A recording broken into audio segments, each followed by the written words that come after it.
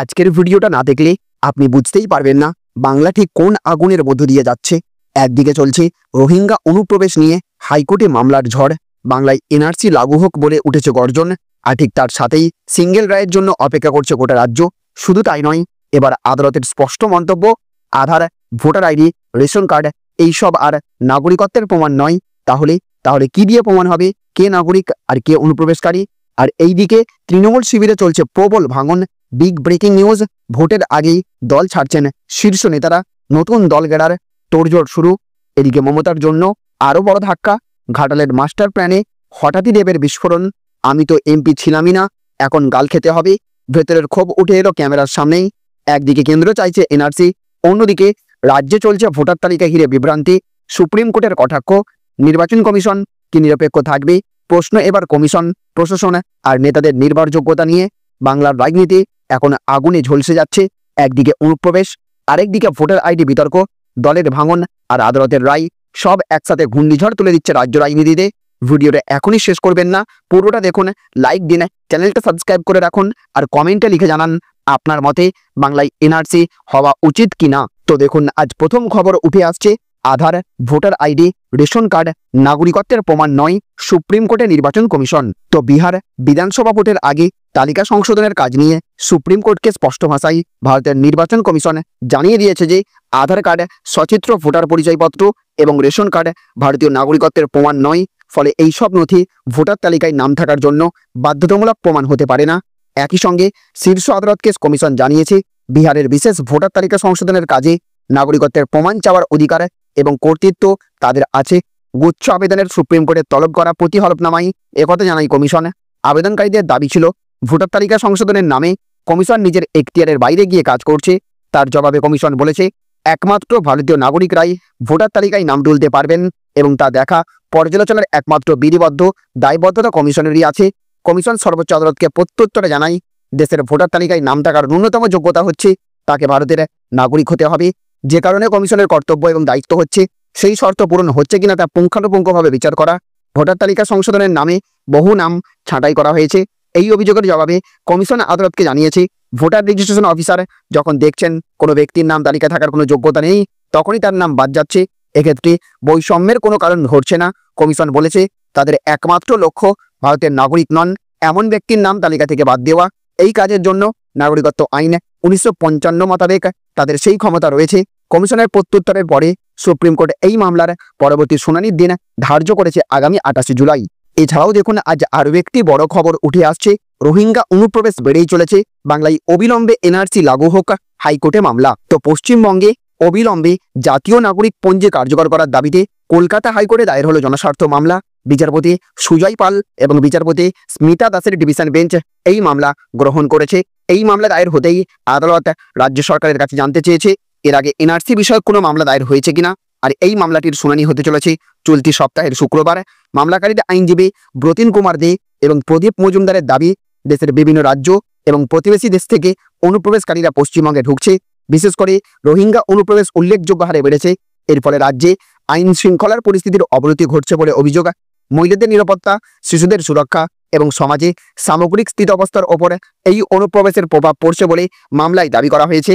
এই সব কারণেই বাংলায় অবিলম্বে এনআরসি চালুর আর্জি জানিয়েছেন মামলাকারী। বিষয়টি নিয়ে রাজনৈতিক বিতর্ক তৈরি হতে পারে বলেই মনে করছেন পর্যবেক্ষকরা। এছাড়াও দেখুন, আজ আরও একটি বড় খবর উঠে আসছে, আর রাজ্যের উপর নির্ভরশীল থাকবে না মুখ্য নির্বাচনী আধিকারিকের দপ্তর, মুখ্য সচিবকে চিঠি কমিশনের। তো বিহারে ভোটার তালিকার নিবিড় সংশোধন নিয়ে বিতর্কের মধ্যেই বাংলায় বিরাট পদক্ষেপ নির্বাচন কমিশনের। রাজ্যের মুখ্য নির্বাচনী আধিকারিকের দপ্তরকে রাজ্য সরকারের অধীন থেকে স্বতন্ত্র করতে চেয়ে মুখ্য সচিবকে চিঠি দিল জাতীয় নির্বাচন কমিশন। কমিশনের তরফে রাজ্যের মুখ্য সচিবকে লেখা চিঠিতে মুখ্য নির্বাচনী আধিকারিকের দপ্তরকে স্বতন্ত্র করার কথা বলা হয়েছে। নির্বাচন কমিশনের ওই নির্দেশ কার্যকর করলে মুখ্য নির্বাচনী আধিকারিকের ওপর রাজ্য সরকারের আর কোনো নিয়ন্ত্রণ থাকবে না। আপাতত রাজ্যের স্বরাষ্ট্র দপ্তরের অধীনে কাজ করে সিইও দপ্তর, কিন্তু কমিশন চাইছে মুখ্য নির্বাচনী আধিকারিককে স্বতন্ত্র করতে, যাতে রাজ্যের ওপর তিনি আর্থিকভাবে নির্ভরশীল না হন। স্বাধীনভাবে কর্মী নিয়োগের অধিকারও সেক্ষেত্রে থাকবে মুখ্য নির্বাচনী আধিকারিকেরই হাতেই। ওয়াকিবহাল মহলের মধ্যে ভোটার তালিকায় নিবিড় সংশোধনের প্রাথমিক প্রস্তুতি হিসেবেই এই পদক্ষেপ করতে চাইছে জাতীয় নির্বাচন কমিশন। এই মুহূর্তে বিহারে ভোটার তালিকা সংশোধনের কাজ করছে নির্বাচন কমিশন, যাকে বলা হচ্ছে স্পেশাল ইন্টেন্সিভ রিভিশন। অবৈধ অনুপ্রবেশকারী সহ অযোগ্য ভোটারদের তালিকা থেকে বাদ দেওয়ার লক্ষ্যেই এই পদক্ষেপ করা হচ্ছে বলে জানিয়েছে কমিশন। তারা বলেছে যাতে শুধুমাত্র যোগ্য ভারতীয় নাগরিকরাই ভোটদানের অধিকার পান সেটা নিশ্চিত করতেই এই সংশোধনী বাংলার পর অন্যান্য রাজ্যেও এই বিশেষ সমীক্ষা করা হবে বলেই সূত্রের খবর। একই সাথে দেখুন আজ আরও একটি বড় খবর উঠে আসছে, তৃণমূলে ভাঙন, ভোটের আগে নতুন দল গড়ছেন সংখ্যালঘু নেতা। তো বাঙালি সংখ্যালঘুদের মন বুঝতে কিছুদিন আগে আলাদাভাবে সমীক্ষা করেছিলেন তিনি। 26-এর নির্বাচনের আগে রাজ্যে আরও একটি নতুন দল, 15ই আগস্টের পর নতুন দল গড়ার ঘোষণা ভারতপুরের বিধায়ক হুমায়ুন কবিরের। জেলা নেতৃত্বের বিরোধিতা করেই নতুন দল গড়ার সিদ্ধান্ত নিলেন হুমায়ুন। মালদা, মুর্শিদাবাদ, 2 দিনাজপুর, নদিয়ায় 50 আসনে প্রার্থী দেবে হুমায়ুনের দল। হুমায়ুন স্পষ্ট জানিয়েছেন মমতা বন্দ্যোপাধ্যায় ও অভিষেক বন্দ্যোপাধ্যায়ের বিরুদ্ধে ক্ষোভ নেই, কিন্তু তার অভিযোগ নেত্রীর নির্দেশও মানছে না মুর্শিদাবাদ জেলা নেতৃত্ব। হুমায়ুনের বক্তব্য, দল করে প্রমাণ করতে চাই, বলদ দিয়েই হয়, ছাগল দিয়ে নয়। TV9 বাংলার এক্সক্লুসিভ সাক্ষাৎকারে হুমায়ুন বলেছেন, আমি শুধু মুর্শিদাবাদ কেন্দ্রিক দল গড়ব না, মুর্শিদাবাদ, মালদা, উত্তর দিনাজপুর, নদিয়ার একটা অংশ, 50 থেকে 52টা সিট নিয়ে দলটা করব। তার কথাই বলদের পক্ষে লোক রয়েছে নাকি ছাগলের পক্ষে লোক রয়েছে সেটা একবার ওদের চাক্ষুষ করানোর দরকার রয়েছে। হুমায়ুন কবিরের পরিষ্কার বক্তব্য, নেত্রী মমতা বন্দ্যোপাধ্যায় কিংবা তৃণমূলের সর্বভারতীয় সাধারণ সম্পাদক অভিষেক বন্দ্যোপাধ্যায়কে নিয়ে তার কোনো ক্ষোভ নেই, ক্ষোভ মূলত জেলা নেতৃত্বকে নিয়ে। এক্ষেত্রে তার নিশানায় ফিরহাদ হাকিম, খলিলুর রহমান, অপূর্ব সরকাররা। হুমায়ুন বলেছেন যারা সভাপতি রয়েছেন তারা সমস্যা কোনো আলোচনা করেননি, কোনো গুরুত্ব আমি পাই না, বিধানসভার ক্ষেত্রে পাই না, 62 বছর ধরে যেখানে থাকি রেজিনগর বিধানসভাতেও গুরুত্ব নেই। আমাদের থেকে যারা অনেক জুনিয়র, অপূর্ব সরকার হোক কিংবা খলিলুর রহমান, তারা গুরুত্ব পাচ্ছেন। হুমায়ুনের স্পষ্ট বক্তব্য, ক্ষমতায় আসবেন তৃণমূল কংগ্রেসের নেত্রী চতুর্থবারের জন্য মুখ্যমন্ত্রী হবেন, কিন্তু আমি নেত্রীকে এটা অবগত করার জন্য দলটা করব যে আমার মতো লোকের দরকার হয়তো হবে না, কিন্তু ছাগল দিয়ে যে ধান মারা হচ্ছে তাতে যোগ্য ভোটার সম্মান পাচ্ছেন না, যোগ্য ভোটাররা যাতে সম্মান পান তারই ব্যবস্থা করব। একই সাথে দেখুন আজ আরও একটি বড় খবর উঠে আসছে, আমি তো একমাত্র MP ছিলাম না, যতদিন না হচ্ছে গাল খেতে হবে। ঘাটাল মাস্টার প্ল্যান নিয়ে দেব। তো ঘাটাল মাস্টার প্ল্যান বিগত কয়েক বছর ধরে ঘাটালের মানুষ এই নামটি শুনেই যাচ্ছে, কিন্তু তার কোনো বাস্তবায়ন নেই। তাই বন্যা পরিস্থিতি তৈরি হলে সেখানকার জনজীবনের কোনো পরিবর্তনই হয় না। প্রতি বছরই বর্ষার সময় দেখা যায় ঘাটাল ডুবে গেছে, কোথাও হাঁটু বা কোথাও কোমর জলে থাকতে হয় সাধারণ মানুষকে। অন্তত 3 থেকে 4 মাস এইভাবে হয়রানির শিকার হন তারা। এই ইস্যু নিয়ে সেখানকার তৃণমূল সাংসদ দেবকে কার্যত তুলনা করেছেন বিজেপি নেতা দিলীপ ঘোষ। সেই ঘাটালের পরিস্থিতি নিয়ে ফের একবার মুখ খুললেন দেব।